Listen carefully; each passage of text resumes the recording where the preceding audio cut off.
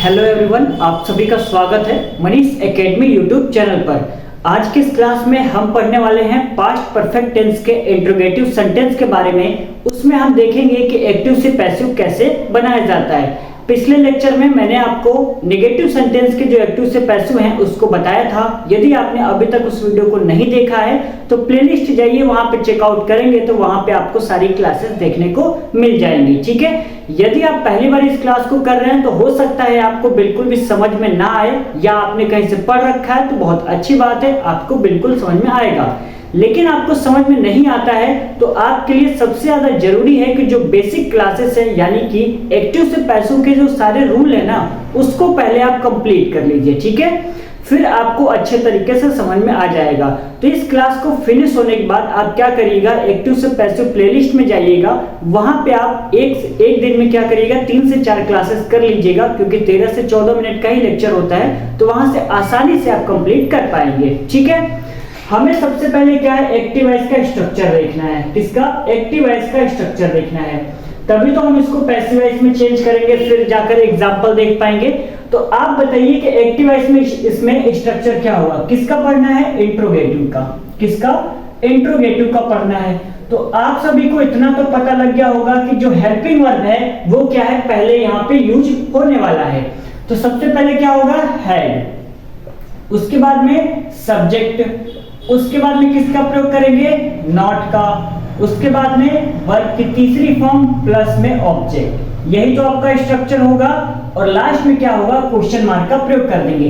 देखिए, नॉट को मैंने इसलिए इंक्लूड कर दिया है ना कि नॉट का मैं अलग से यदि स्ट्रक्चर लिखवाता हूं तो आपको ज्यादा ना कंफ्यूजन होगा याद करने में, तो इससे अच्छा है कि इसी में मैं मिक्स कर दे रहा हूं। ठीक है, यानी नॉट आएगा तो आप यूज करिएगा, नॉट नहीं आएगा तो कोई बात नहीं है, नॉट को आप स्किप कर सकते हैं। ठीक है ना।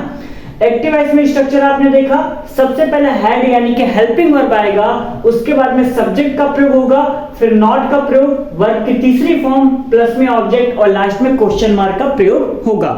अब हम देख लेते हैं कि इसको हम पैसिव वॉइस में चेंज कैसे करेंगे। तो हेडिंग डालते हैं पैसिव वॉइस, हेडिंग डालते हैं पैसिव वॉइस। इसमें सबसे पहले क्या करेंगे, हेल्पिंग वर्ब जो है ना यानी हैड, उसको सेम ऐसे ही लिखेंगे, प्लस में ऑब्जेक्ट को क्या करेंगे, पहले लिखेंगे। क्या करेंगे, पहले लिखेंगे, तो ऑब्जेक्ट हो गया।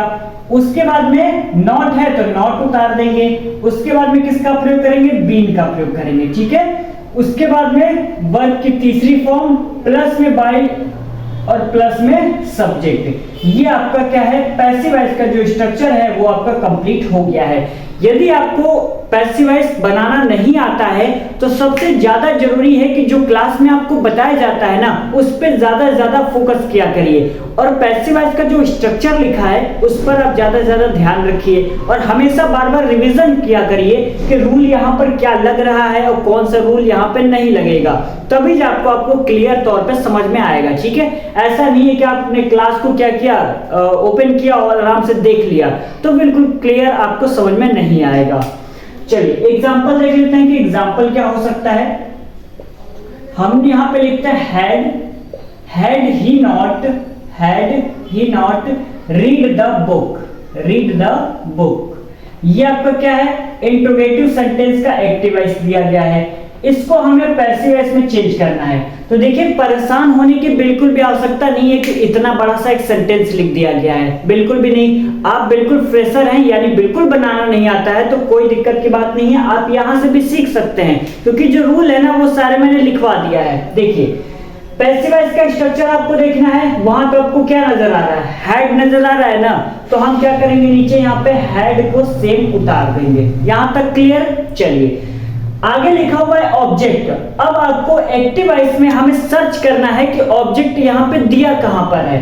तो had he not read the book, तो ऑब्जेक्ट आपको नजर आ गया कि द बुक है, तो हम क्या करते हैं, हैड के बाद किसका प्रयोग करते हैं, द बुक का प्रयोग करते हैं। ठीक है, चलिए यानी कि हैड भी हमारा हो गया है और ऑब्जेक्ट भी हो गया है।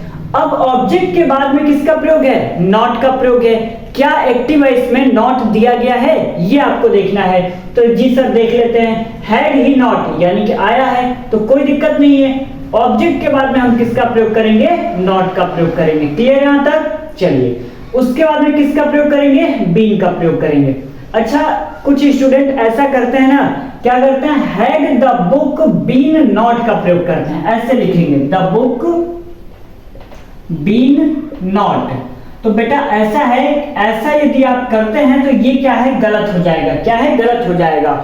इसीलिए जो छोटे छोटे पॉइंट्स होते हैं ना उसको बहुत ज्यादा ध्यान में रखा करिए, वरना आप एग्जाम में गलत करके चले आएंगे और आप कहेंगे कि हमने तो सही किया था। तो इसीलिए जो भी क्लास में बताया जाता है उसको अच्छे से नोट डाउन करा करिए, ठीक है। Had the book not been, उसके बाद में वर्ब की तीसरी फॉर्म लगानी है, और रीड की जो थर्ड फॉर्म होती है ना वो क्या होती है, रीड ही होती है। तो हम यहाँ पे किसका प्रयोग करेंगे, रीड का प्रयोग कर लेते हैं, क्लियर यहाँ तक। उसके बाद में किसका प्रयोग करेंगे, बाय का, और उसके बाद में सब्जेक्ट। सब्जेक्ट हमारा क्या है, सब्जेक्ट आपको दिख रहा ही है। तो जब भी आपका सब्जेक्ट प्रोनाउन में दिया रहेगा, यानी ही, सी, इट, दे, वी में दिया रहेगा, तो उसको हमेशा चेंज करते हैं। तो ही को हम किस में चेंज करेंगे, हिम में चेंज करेंगे, और लास्ट में क्या करेंगे, क्वेश्चन मार्क को ऐड कर देंगे। यानी कि अब जो आपका जो पैसिव वॉइस है ना वो कंप्लीट हो गया है। एक्टिव वॉइस में क्या था, had he not read the book, हमने पैसिव वॉइस में चेंज करके बनाया had the book not been read by him. यहां तक समझ में आ गया। चलिए आगे बात कर लेते हैं, एक और एग्जांपल देख लेते हैं।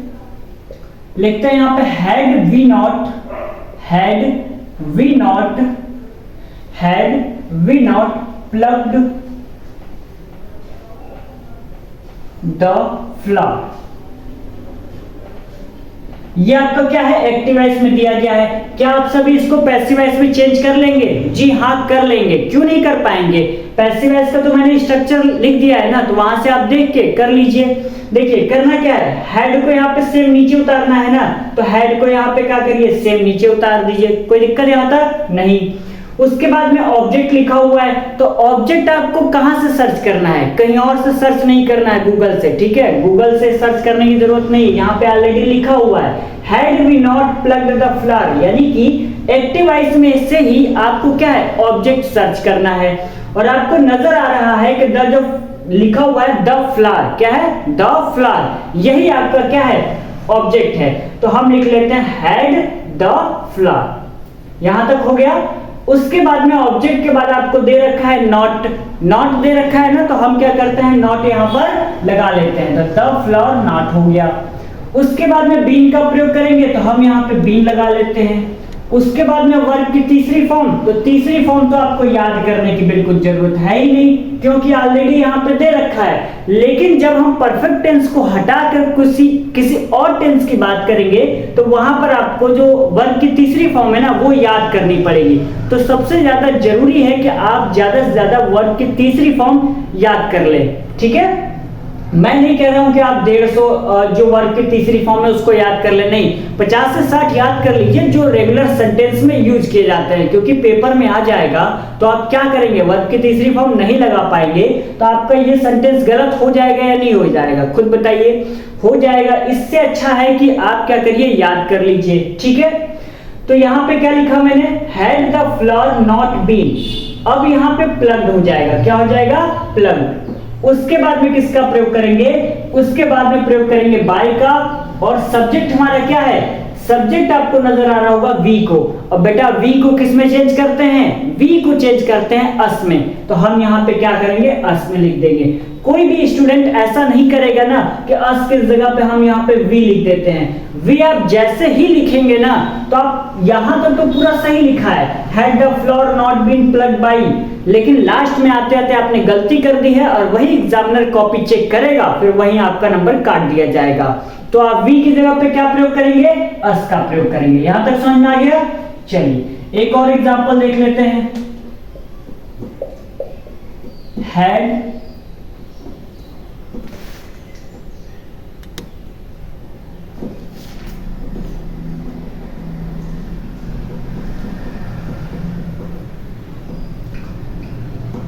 had you written a letter, had you written a letter, ठीक है। ये आपका क्या है, एग्जाम्पल दिया गया है, had you written a letter। इसको बड़ा ध्यान पूर्वक आप सभी बनाइएगा, क्योंकि इसमें ना नॉट का मैंने यूज नहीं किया है। क्या है, नॉट का यूज आपको नहीं दिख रहा है, लिखा हुआ है had you written a letter।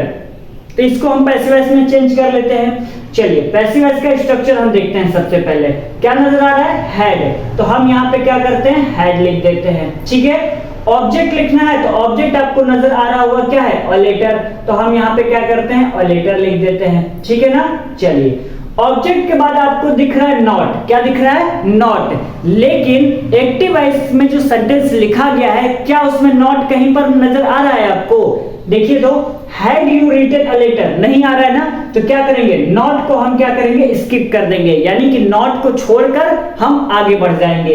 तो ऑब्जेक्ट के बाद क्या दिख रहा है आपको, बीन, तो हम लिखेंगे अ लेटर बीन हो जाएगा। ठीक है, वर्ब की तीसरी फॉर्म लिखना है तो राइट की थर्ड फॉर्म यहाँ पे लिखा हुआ है रिटन, तो हम यहाँ पे क्या करते हैं, रिटन उतार देते हैं। उसके बाद में यहाँ पे बाई है तो बाई लिख लेते हैं, और सब्जेक्ट आपका क्या है, यू, कि यू, और यू को किस में चेंज करते हैं, तो यू को बेटा यू में ही चेंज करते हैं। किसी के मन में ये कंफ्यूजन नहीं आनी चाहिए कि सर यहाँ पर यू था, ठीक है ना, तो आपने उठा के यू यहाँ पे लिख दिया, लेकिन यहाँ पर तो वी था, लेकिन यहाँ पर आपने अस रख दिया। तो बेटा ऐसा है कि यू को ना हम चेंज कर रहे हैं, लेकिन जब चेंज करेंगे तो यू को यू ही लिखेंगे, यानी यू जो है ना वो चेंज होकर यू में ही चेंज हो जाएगा। ठीक है, लेकिन जो वी है उसको जब हम चेंज करेंगे तो वो आपका परिवर्तन होकर क्या है, अस में हो जाएगा। ठीक है, कंफ्यूजन दूर हो गया। चलिए एक और एग्जांपल देख लेते हैं।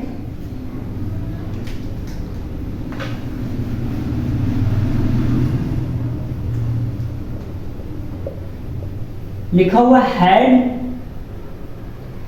Had Seema, had Seema not, had Seema not, had Seema not washed the cloth, the cloth. ठीक है, ये आपका क्या है, एक्टिव वॉइस में दिया गया है, had Seema not washed the clothes. इसको क्या है, पैसिव वॉइस में चेंज करना है, तो सेम वही रूल फिर से लगाना है। पैसिव वॉइस में चेंज करना है तो सबसे पहले हेड है तो हेड उतार देंगे, ऑब्जेक्ट आपको नजर आ रहा होगा कि द क्लॉथ है, तो हम क्या करते हैं, द क्लॉथ ऐसे ही उतार देते हैं। उसके बाद में क्या आपको एक्टिव वॉइस में नॉट नजर आ रहा है, जी सर नजर आ रहा है, तो कोई दिक्कत ही नहीं है। ऑब्जेक्ट के बाद क्या करेंगे, द क्लॉथ्स, उसके बाद में नॉट लगा देंगे। ठीक है, फिर किसका प्रयोग करेंगे, बीन का प्रयोग करेंगे। फिर वर्ब की तीसरी फॉर्म, तो वॉश की यहाँ पे तीसरी फॉर्म दे रखी है, वॉश्ड हो जाएगा। उसके बाद में बाई का प्रयोग करेंगे, और यहाँ पे सब्जेक्ट आपको नजर आ रहा है क्या है, सीमा नजर आ रहा है, और मैंने सीमा को लिख दिया है। यानी कि जब एक्टिव से पैसिव में बना रहा हूं तो आप देख रहे होंगे कि स्पीड थोड़ी थोड़ी बढ़ती जा रही है, आपकी भी स्पीड बढ़ जाएगी। लेकिन कैसे, जब ज्यादा से ज्यादा आप क्या करेंगे, रिवीजन करेंगे, और रिवीजन करने के बाद आपके जो बुक में क्वेश्चन दे रखे हैं ना उसको प्रैक्टिस करेंगे। ऐसा नहीं है कि आपने जो रूल है उसको पढ़ लिया और बस हो गया, नहीं, रूल को पढ़िए, उसके बाद में जो क्वेश्चन दे रखे हैं उसको ज्यादा से ज्यादा प्रैक्टिस करिए, फिर क्या है, आपकी स्पीड बढ़ जाएगी। मैं कोई सा भी यहाँ पे सेंटेंस का एक्टिव वॉइस लिखूंगा ना, आप आसानी से और बहुत जल्दी उसका पैसिव वॉइस बना लेंगे। ठीक है, तो उम्मीद करते हैं आज की इस क्लास में आपको जितना भी समझाया गया है वो क्लियर तौर पे और अच्छे से समझ में आया होगा। यदि आपने पिछला वीडियो नहीं देखा है जिसमें 13 से 14 क्लास और भी कराया गया है, जिसमें सारे टेंसेस के एक्टिव से पैसिव कराए गए हैं, उसको नहीं देखा है तो एक बार प्लेलिस्ट को चेकआउट करिएगा, वहां पे आपको नजर आ जाएगा सारी क्लासेस। ठीक है, यदि आप मैथ की क्लास, बायोलॉजी की क्लास करना चाहते हैं तो वहां पे प्लेलिस्ट है, उसको चेकआउट कर लीजिएगा, सारी क्लासेस आपको वहां पे मिल जाएगी। मिलते हैं कल के लेक्चर में, तब तक के लिए बहुत बहुत धन्यवाद।